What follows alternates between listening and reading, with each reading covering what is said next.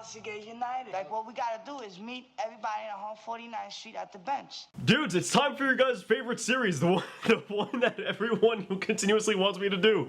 So we're hopping back to the Instagram DMs and we're gonna check out some of the graffiti you guys submitted. And as always in these videos, don't feel bad if you get a low ranking number. We all start off there. Nobody starts off good in graffiti, remember that. We're here to learn, we're here to teach, and we're here to have a good time most of all. Alright, this is gonna be a different kind of critique right here. I'm gonna say practice line work. Here we can see that your line work is very sloppy, which lets us know that you don't really have all that much of an understanding for the elements of art, and for typical mediums. So in art in general, regardless of the art form, nothing like specific to graffiti. You have your typical mediums and then you have your specialty mediums. Now typical mediums are mediums that pretty much everyone uses because of just everyday life. Things like pencils, pens. And mediums that are going to use the same kind of motor skills as pencils, pens, and they don't offer any other obstacles. Specialty mediums are mediums that are either A, going to offer a lot of obstacles when you use them, or B, use totally different motor skills. So things like watercolor, even though we can use it like a pen, it's watercolor. The thing goes everywhere. There's a dynamic you have to learn. Same thing with oil paint where there's a learning curve to that. Despite using a lot of the same motions, even though a lot of oil painters, myself included, might use a paintbrush, you know, like this, as opposed to like this sometimes, which I do that too. And then you have mediums like spray paint, which use totally different motor skills. Now typical mediums are mediums that pretty much everybody progresses with, and it is the finest and most true representation of your skill level because they're mediums we all had to use, because they really show more so the knowledge you have about certain fundamentals. As for specialty mediums, you have to actually specialize in the medium, that way your knowledge can show 100% through. So definitely practice the elements of art, practice with your typical mediums as well, get lines down pat, also understand forms and how 3D functions. Because things like this and this and this right here aren't pieces of the 3D that you need to be drawing, as drawing the line from this right here and other places like it is completely unnecessary, not something that you would put in those areas. I think a good 4 out of 10 is fair for this one. This right here is a great example of negative space management and letter name positioning issues. Philly handstyles are known for having the letters right on top of one another, and if a well done Philly handstyle doesn't have the same issues that this has, then this needs to get fixed. And it's a pretty simple fix. It's nothing too crazy. Just pull the letters slightly apart, not much, you don't need much, just slightly enough in order to go ahead and develop each structure. We'll give that a good 4 out of 10. Luca, let's see what you got, man. Holy crap, Luca, my dude, what are you doing? What?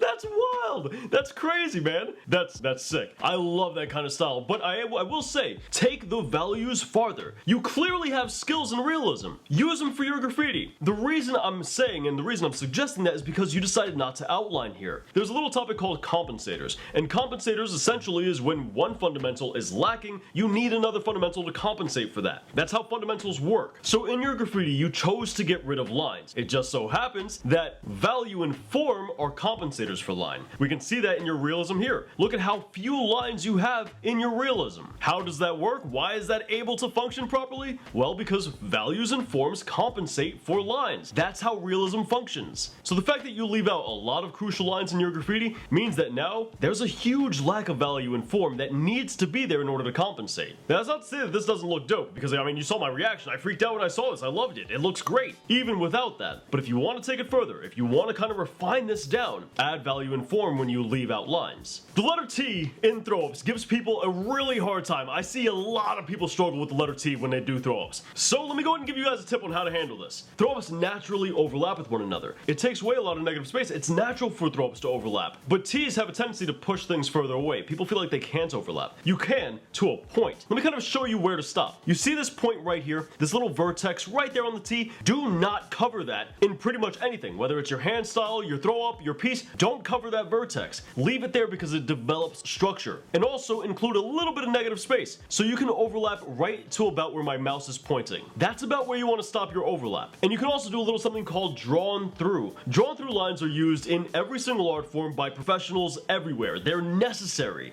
especially in throw-ups, because drawn through lines and throw-ups allow you to develop letter structures in places where you really shouldn't be seeing the letter structure. You can see this on many people's throw-ups where you'll see literally they just draw the line on top and through another letter. Do that with your T, especially since you have an O, which has a lot of positive space. The O has more than enough room. But if you do that with your T, you have to do it with other letters. Just so happens you don't need to do it all that much. You can literally just put in about that much of your M, about that much of your O, about that much of your T, and you'd be perfectly fine. Also, I would recommend kind of developing the E a little bit more than what you have here. This isn't bad. That's pretty good. And also that's pretty good as well. We'll give that a good 4 out of 10. My friend, keep Keep it simple, practice the basics. Also, when you set out to practice, and I do mean specifically practice, I recommend using a pencil and a pen when you're this early on in graffiti. And the reason for that is for nothing else other than to avoid the temptation of using the program's features to do the work for you. I can't tell you how many artists I see nowadays, they don't know how to do drop shadow, they don't know how to do 3D, they don't know how to make a straight line because they have Procreate do all of that for them.